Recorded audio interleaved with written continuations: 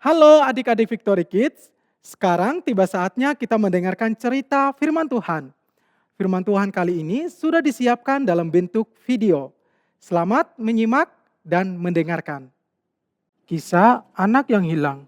Yesus mengajarkan semua orang tentang kasih Allah. Berbagai latar belakang, orang pergi mendengarkan Yesus bicara, termasuk pemungut cukai dan orang berdosa lainnya. Melihat hal demikian, orang Farisi dan ahli Taurat mereka menjadi marah. Seharusnya Yesus tidak berada di antara orang berdosa ini. Maka dari itu, Yesus menceritakan kisah anak yang hilang. Ada seorang ayah mempunyai dua orang anak laki-laki. Yang satu disebut si sulung dan yang kedua disebut si bungsu. Anak kedua atau anak bungsu berkata kepada ayahnya, "Bapa, berikanlah kepadaku bagian harta milik kita yang menjadi hakku." Lalu ayahnya setuju dan membagikan hartanya kepada anak bungsunya.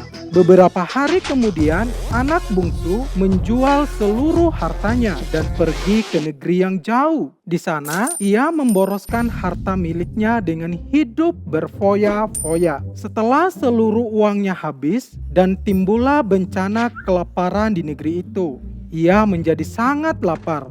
Lalu, ia pergi dan bekerja pada seorang majikan di negeri itu. Orang itu menyuruhnya pergi ke ladang untuk memberi makan babi-babinya.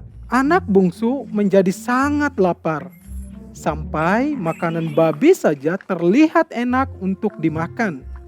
Namun sayang, tidak seorang pun memberi ia makan. Lalu anak bungsu sadar, di rumah orang upahan bapakku banyak makanannya, sedangkan aku di sini mati kelaparan. Oh tidak, aku akan kembali ke rumah bapakku dan meminta maaf kepada bapakku. Dan aku meminta menjadikan aku sebagai seorang upahan bapakku. Lalu anak bungsu pulang ke rumah ayahnya. Tetapi ketika ia masih jauh, ayahnya telah melihatnya. Ayahnya pun berlari, memeluk dan mencium anak bungsu. "Bapa, aku telah berdosa terhadap surga dan terhadap Bapa." Tetapi ayahnya berkata kepada hamba-hambanya, "Cepatlah bawa kemari jubah yang terbaik dan kenakanlah cincin pada jarinya dan sepatu pada kakinya. Dan sembelilah anak lembu tambun dan marilah kita makan dan bersukacita. Sebab anakku telah mati dan menjadi hidup kembali. Ia telah hilang dan didapat kembali." Nah, adik-adik Victory Kids, dari kisah tentang anak yang hilang menggambarkan atau menceritakan kepada kita tentang kasih Bapa yang tidak terbatas. Kasih Bapa yang mampu menerima apapun keadaan kita.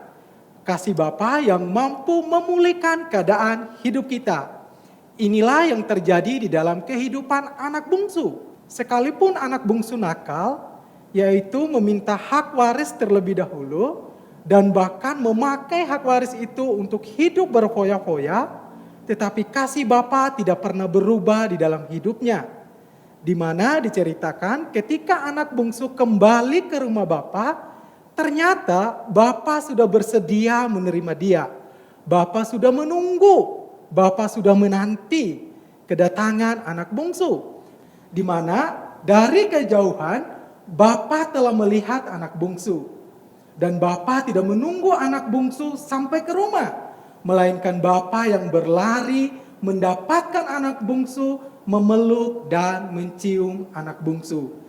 Demikianlah kasih Allah Bapa kepada kita semua, di mana Allah Bapa telah mengaruniakan Tuhan Yesus Kristus, dan Tuhan Yesus telah hadir ke dalam dunia. Dan minggu lalu kita telah memperingati tentang kematian dan kebangkitan Tuhan Yesus. Itu merupakan bentuk cinta kasih Bapa kepada kita. Oleh karena itu, adik-adik Victory Kids, ketika kita melakukan kesalahan atau adik-adik mungkin masih bisa nakal, adik-adik masih bisa datang kepada Bapa. Dan Bapa tidak marah lagi kepada adik-adik. Karena yang Bapa lihat bukan adik-adik, bukan perbuatan nakalnya adik-adik, melainkan Yesus yang hidup di dalam adik-adik semuanya. Karena marahnya Bapa sudah ditanggung oleh Yesus.